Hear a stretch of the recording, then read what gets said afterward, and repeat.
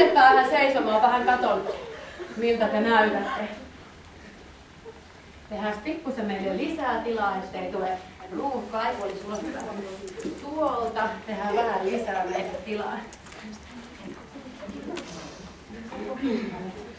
Osaisiko joku sanoa jo valmiiksi, moniko tahtinen askellaji käynti on? 4. Hyvä. 4 tahtia pitäisi kuulua, kun hevonen kävelee. Entäpä ravi? 2. Hyvä. Entä laukka? 3.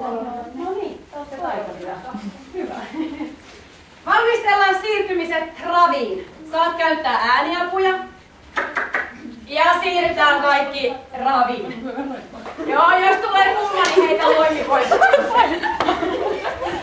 Joo, ja sitten ihan hallittu ravi vielä hetken aikaa.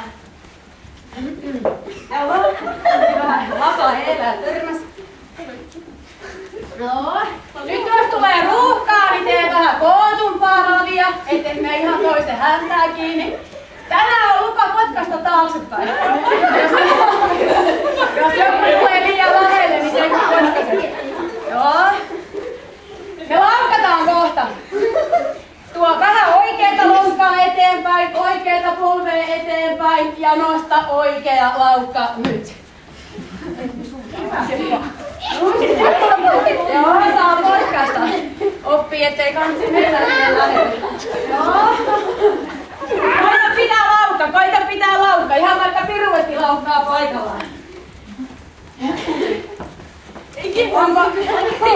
Tiedätkö kaikki, mikä on täyskaarto? Joo. Me vaihdetaan kohta suuntaa ja laukkaa täyskaarrolla. Katseella kato reitti, tee vähän reittisuunnitelmaa. Ja käännä täyskaarto nyt. Ja vaiha laukkaa nyt. Jatku hyvä. Just noin. Oikein. Joo, katse eteen.